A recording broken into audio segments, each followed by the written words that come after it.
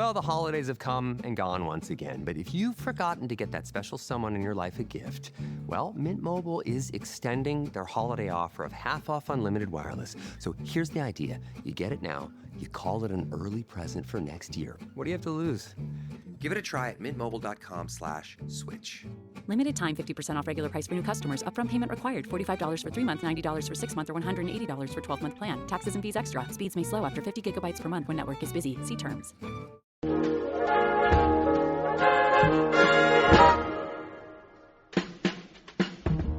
Hi everyone, Bob Camardell for the Radio Nostalgia Network, and with a great tip for your business. Getting to and from meetings can be a real waste of time and money. Driving 2 hours for a 1 hour meeting, flying to headquarters for a half-day training session. Now you can save time and money by meeting online with GoToMeeting. With GoToMeeting, you invite people to meet you online. During your call, they see your computer screen on their monitor. You can meet as long as you want, as often as you need, and for one flat rate. Try GoToMeeting free for 45 days. No credit cards required. Just visit GoToMeeting.com and type in the promo code podcast. That's GoToMeeting.com. And remember, by supporting our sponsor, GoToMeeting.com, you support the Radio Nostalgia Network, where the oldies are still young.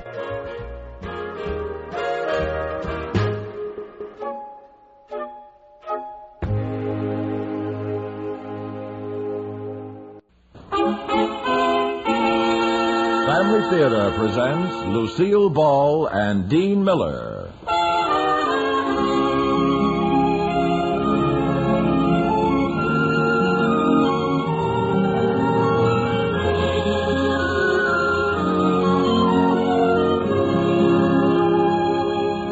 From Hollywood, the Mutual Network, in cooperation with Family Theater, presents Last One in Line, starring Dean Miller. And now, here is your hostess, Lucille Ball.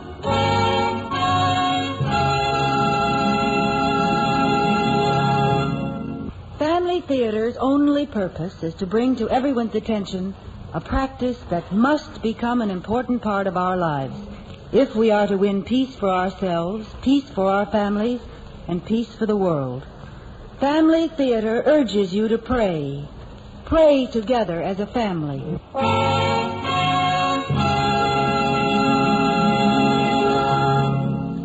And now to our transcribed drama, Last One in Line, starring Dean Miller as Moffat.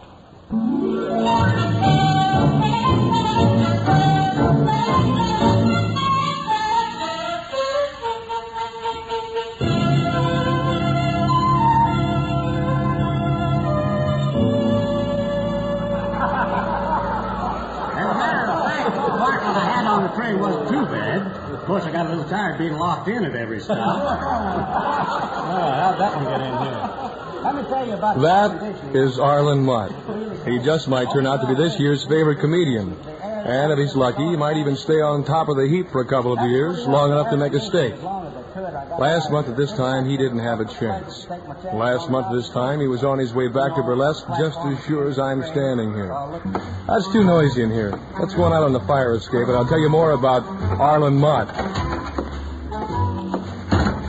This seems to be the year and the season for stories about the funny men of the entertainment business, expose-type stories. Saw Hal March in one a few weeks ago. Did a great job. Nice, tight story.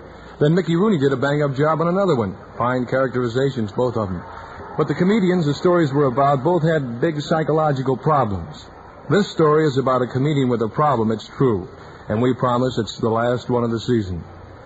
I want to tell you this one because Arlen Mott's problem is the one that almost cost him his big chance at the big time. Arlen Mott's problem was different.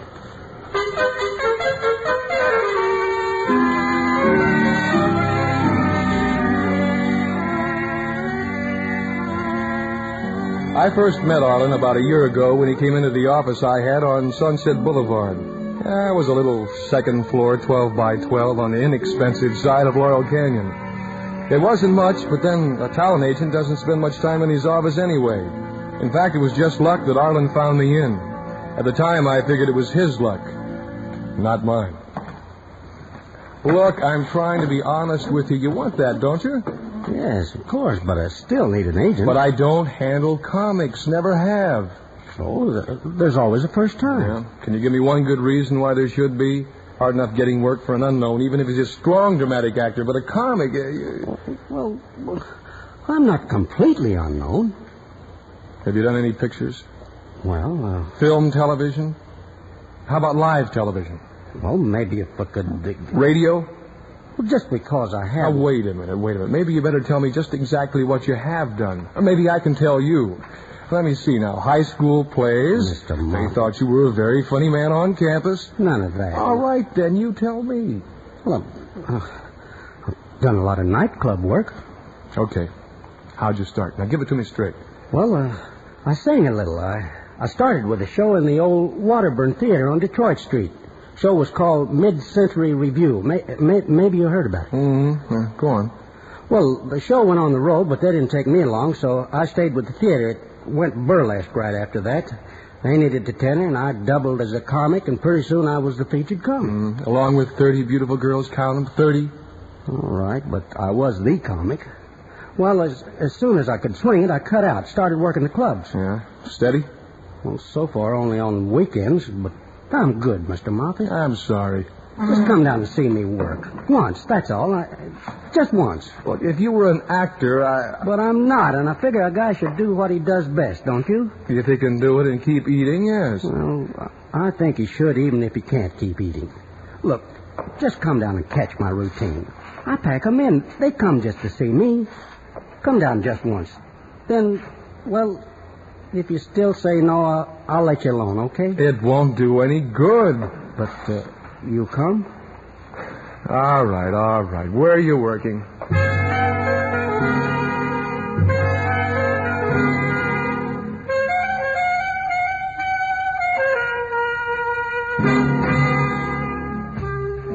Well, I didn't want to, but I went down to watch him work the following Saturday night. It was at a little hole-in-the-gutter type place on East 61st. It was called Basil's Cave, and the floor show consisted of two people. A middle-aged woman who could play a piano and an electric organ at the same time, and our boy, Arlen Mott. The lady with the keyboards was not so pretty good, but Arlen, well, he looked like he might turn out to be a pretty fair country comedian. Well, at least most of the people laughed in the right places. As soon as he was finished, he headed right for me. Hello, Mr. Mott. You been here long? Well, I heard your routine, if that's what you mean. How'd you like it? I liked it better when Joe Frisco did it 10 years ago. Look, I don't suppose you've got a dressing room, someplace where we could talk. Well, there's the alley. I thought I was in it. Pardon me? Come on, lead the way. Right through this door.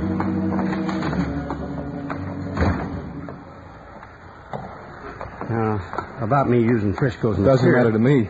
I just hope he doesn't find out about it. Aside from that? Aside from that, well, I think you might be able to make a buck or two if you keep at it for a few years.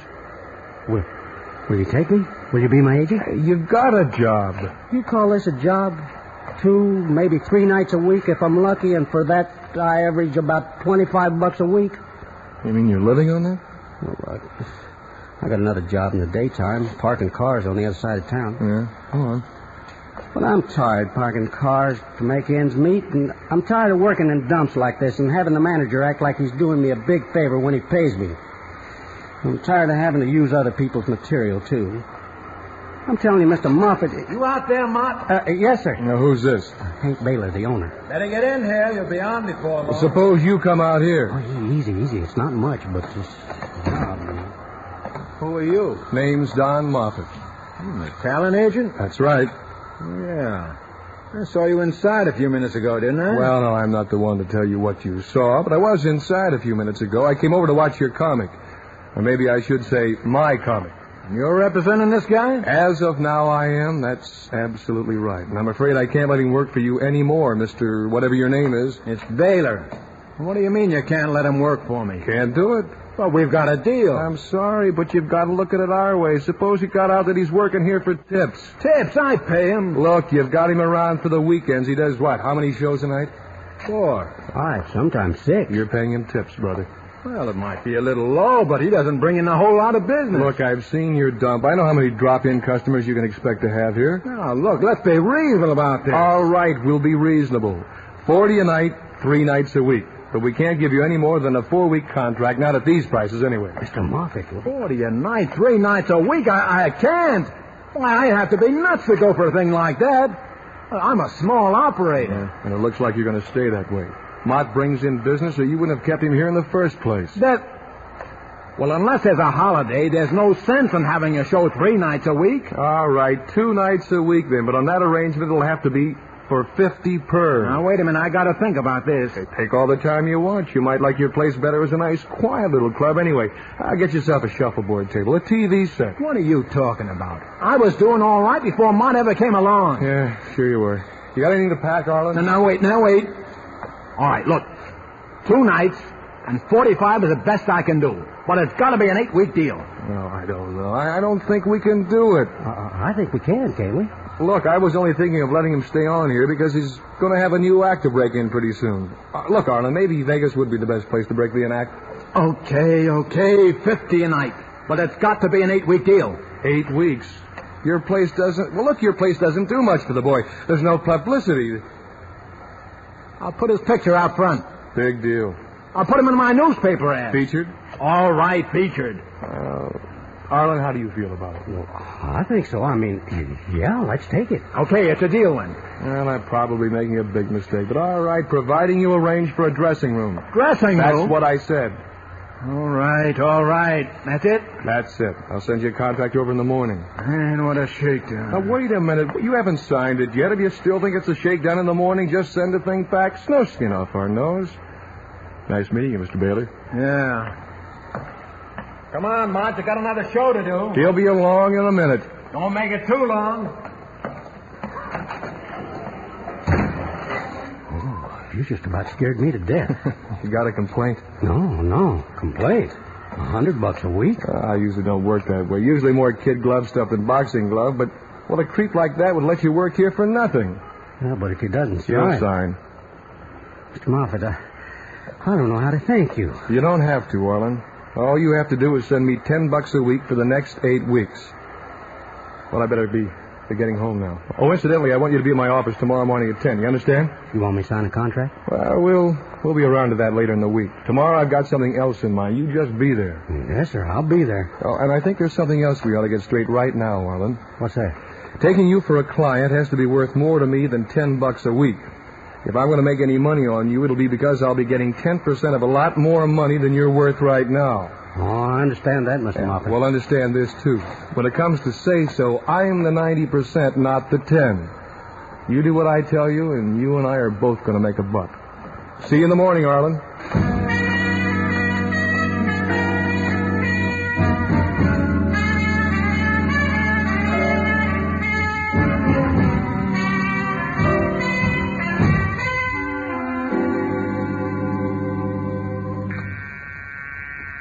Yeah. Mr. Moffat, there's a Mr. Arlen Mott here to see you. Is Bill Casson here yet?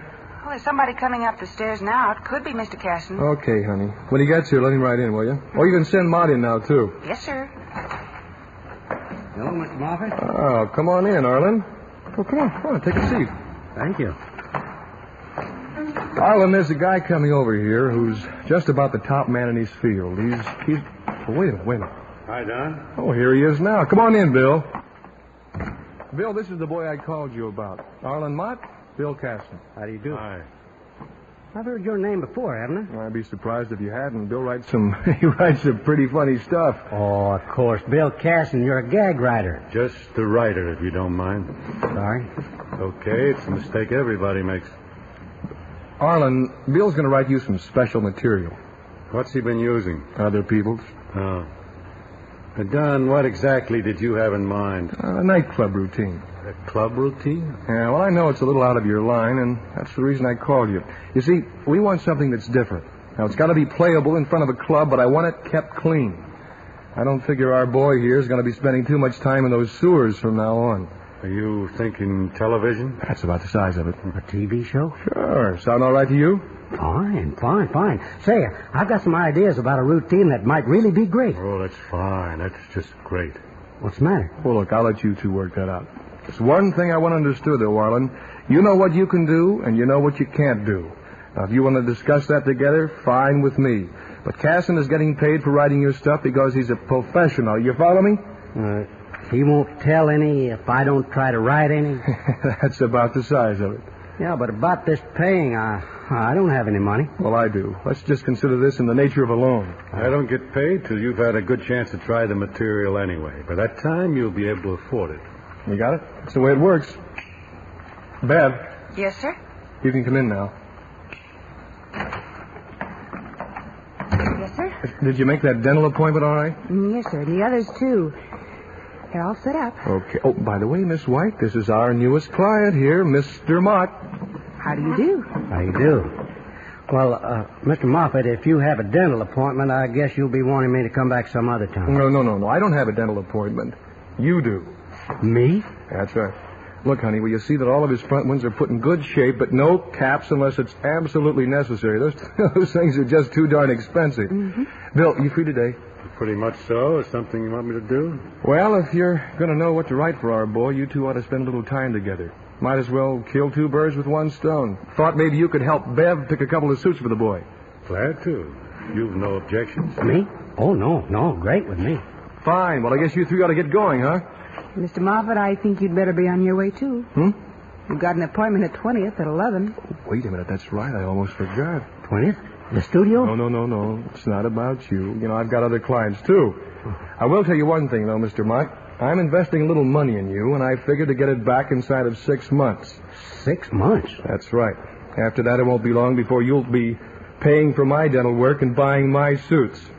With Casson writing for you, I'll get you your own show inside of a year, or my name's not Don Moffat.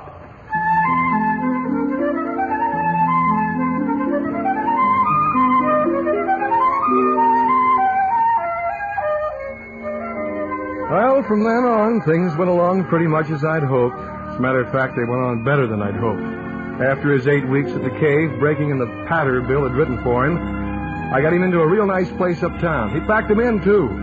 After that, it was easy getting bookings for him, and it was easy to build him with publicity. Oh, look at that, will you, Don? Did you read what they said about me? That's the best review yet. Yeah, it's fine. A fresh kind of comedy. We're betting on big things for young Mutt. Good, huh? Oh, it's great, but I'd like to remind you that kind of stuff is written for the public at large, not for you to commit to memory. The 5% you pay a press agent just might have a little something to do with stories like that. You know what I mean? No. This is written from the heart. You can see it. Yeah, from the heart, huh? You know, Don, I've been thinking about that 5%. Oh? Yeah, it seems like a lot to pay a guy when you never see him do anything. You see the results, don't you? Oh, no. I'm not so sure we need him. Arlen, after a train gets rolling, it's all right to take one of the drive wheels off the locomotive? Oh, brother, you'd make a great engineer. Well, now. Look, you got a lot to learn, but you're not going to learn it at my expense. We keep the press agent.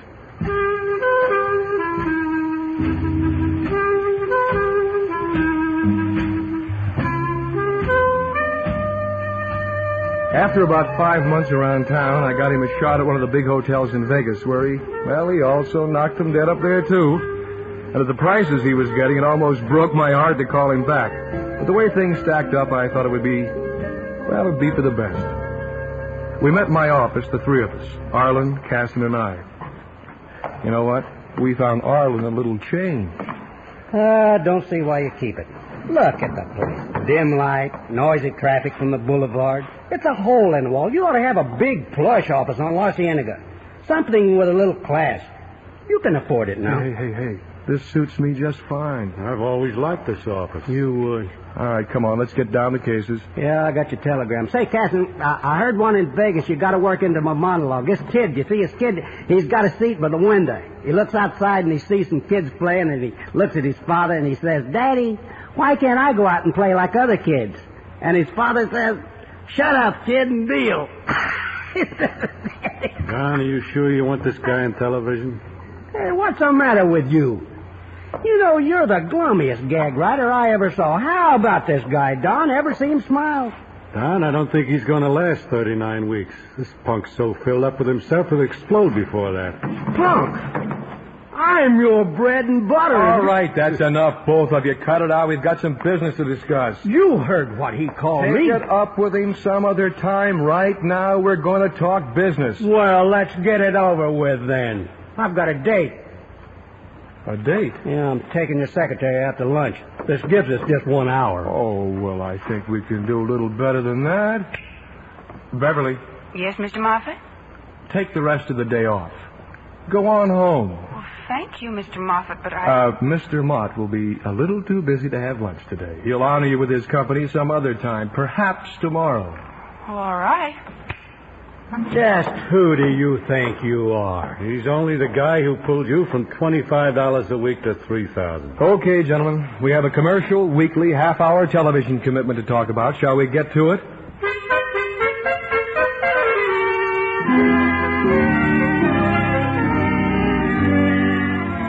Things went all right for a while. Maybe it was a little rough, but at least we got through the first 2 or 3 shows. And then it happened, just the way Bill Casson said it would. Arlen Mott got so filled up with himself, he exploded. That camera just doesn't move in fast enough. How many times do I have to tell you? Believe me, it looks fine. Fine. The whole gag will fall flat on its face. That's how fine it'll look. You on the camera, try once more. You been like this all day? Directing him is like trying to... Well, it's like nothing I've ever done. I've just about had it with your boy. He's been giving you a real hard time, huh? Not only me. That's the first violin directing the orchestra. The conductor? He couldn't take any more. He walked out. I'm about to. Well, we're going to try the shot again. No! It'll play fine the way it is. Look, so far today, just about everything on the show has been half-baked. The script, the score. Now the direction. Well, it's got to stop someplace. That's all. Where are you going? I'm going home. Money just isn't so important to me that I have to take that from him. Now, wait a second. Let him go. I can drag any guy in from the street and see a better job of direction than he's been showing me. Try it, Mr. Mott. Or try directing it yourself. Maybe you can get everybody to quit. You're dead in this town. The next buck you make will be from selling your hooks for glue. Bum. What are you trying to do? Protect myself. That's what I'm trying to do. When a man's got a name, he's got to protect it. Yeah, well, you're doing a great job of protection. What do you know about it? You've never been in front of a live audience in your life. You don't know what it's like to earn a living anymore. Well, that does it. Goodbye, Arlen. Where are you going?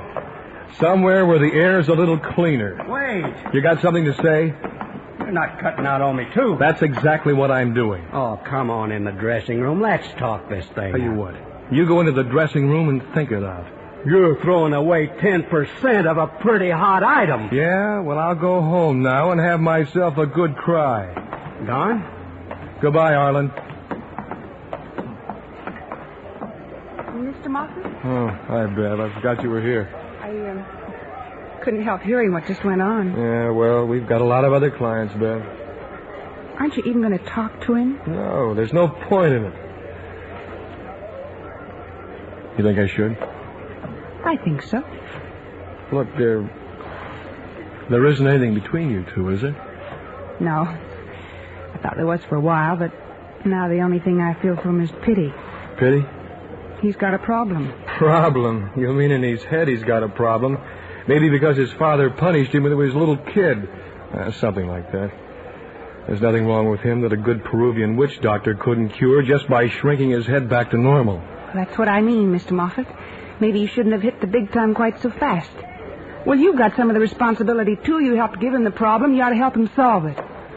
You think I should, huh? You're the only one who can.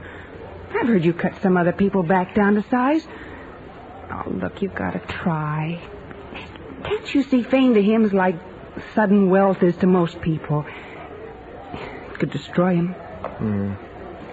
Okay, Bev. Okay. Hey, wait for me, will you? Maybe I'll buy you a cup of coffee and let you know how the whole thing turned out. Good luck. Thanks, hon. Hey, Punk. Still in there? That you, John? Yeah, it's me. I hoped you'd come back. Got wise to how much cutting out would cost you, huh? No, I came back to tell you that you're going to do some phoning.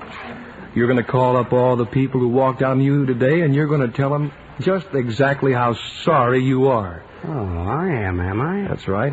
You're going to tell them you're thoroughly ashamed of yourself for getting a swell head and acting like a kid. And then you're going to do everything you can to make them come back. You better wipe that smile off your face, or I'll knock those caps I paid for right off your teeth. Look, After you get your people back, you're going to go and see Bill Casson, and you're going to tell him you realize how you'd still be a bum using other comedians' jokes in some upholstered sewer if it weren't for the great stuff he writes for you. But... And then you're going to tell him how you appreciate the fact that you'd be just about as funny as McCarthy without Bergen if it weren't for him. After Casson, you're going to call your press agent. You know what you're going to tell him? You're going to tell him he's so good you actually believe the publicity he got for you. Now, Don, wait a minute. Oh, no, I haven't even started yet. You and I, well, we're going to have a little history lesson about some of the other comics who got real big-headed with their television shows. You know what I'm going to do? I'm going to tell you where they're parking cars and where they're washing dishes. And then after that, Arlen, Mr. Big Shot, you and I are going to have a talk about you.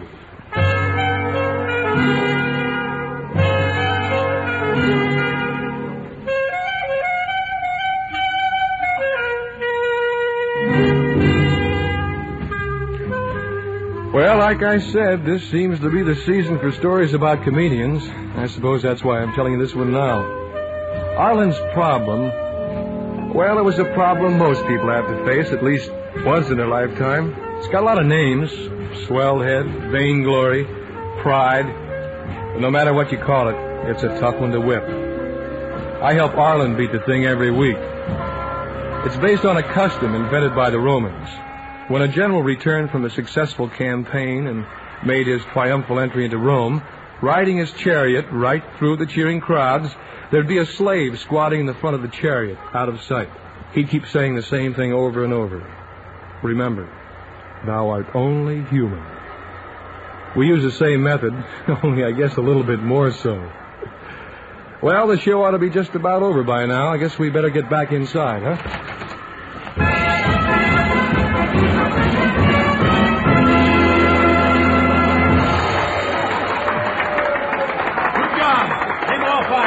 You did great. Just great. Was it all right? Couldn't have been better. The funniest show yet. You see what I mean?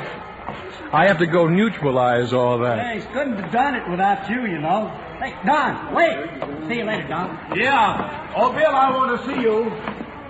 Don, catch a show? No, I couldn't stay for the whole thing, but from what I saw, I hope you're saving your money. That bad? I'm glad I've got other clients. I don't know, Arlen. Script was good, everything was good, but your delivery, it needs a lot of work. Come on in the dressing room and tell me about it. In a minute. Right. I'll be getting this makeup off. See what I mean? Crazy, but it works. He's turned into a real nice guy. Well, back to work. Who are you talking to? Never mind. Let's talk about the way you butchered Bill Casson's script.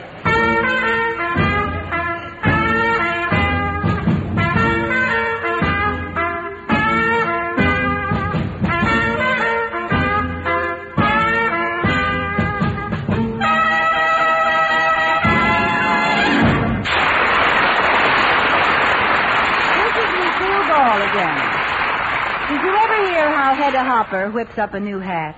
She takes a couple of everyday, ordinary things, like a tomato or a green apple, mixes it with a bunch of ribbon, and lo and behold, it's suddenly something that would do justice to John Fredericks or Lily Dachet.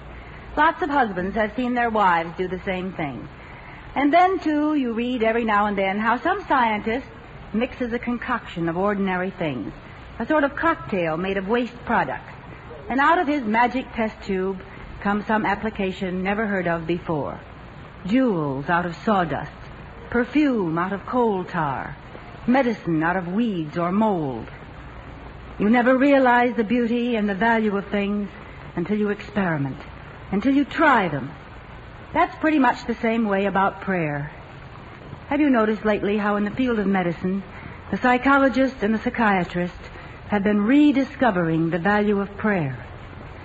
But prayer has been there all the time, just for everyone's taking, It's ironic to think that persons will accept prayer on the basis of an up-to-the-minute medical authority when, for as long as they can remember, religious authorities have told them the same thing. Yes, prayer is one of the forces of life itself, but you've got to use it to get its benefits. The jewel of a happy home life, the perfume of uplifted hearts, medicine for a sick world. Use prayer for your family life. For the family that prays together stays together. More things are wrought by prayer than this world dreams of.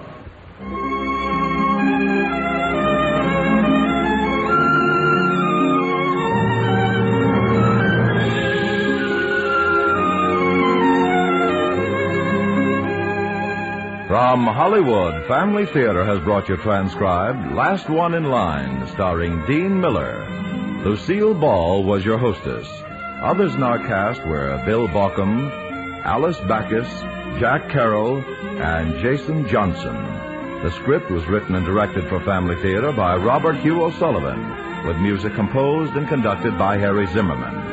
This series of Family Theater broadcasts is made possible by the thousands of you who feel the need for this type of program, by the Mutual Network, which has responded to this need, and by the hundreds of stars of stage, screen, and radio who give so unselfishly of their time and talent to appear on our Family Theater stage. To them and to you, our humble thanks. This is Tony Lafrano expressing the wish of Family Theater that the blessings of God may be upon you and your home, and inviting you to join us next week when Family Theater will present Retired, starring Edgar Buchanan. Jack Bailey will be your host. Join us, won't you?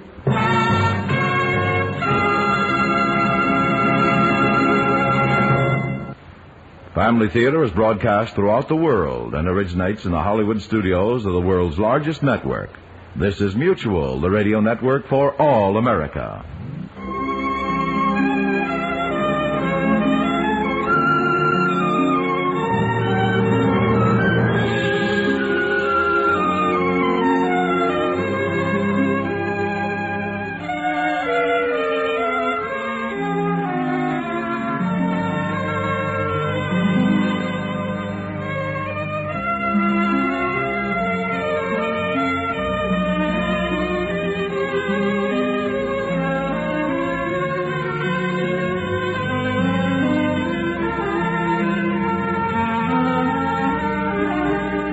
Military life isn't predictable, but earning your master's degree can be. With American Military University's 40-plus flexible online master's programs, you can stay mission-ready while you get market-ready. Learn anywhere, anytime, with an education built to keep pace, steady, reliable, and always accessible. Plus, military service members, veterans, and their families can save up to 45% on master's tuition with AMU's special rates and grants. Learn more at amu.apus.edu. Steady through every mission.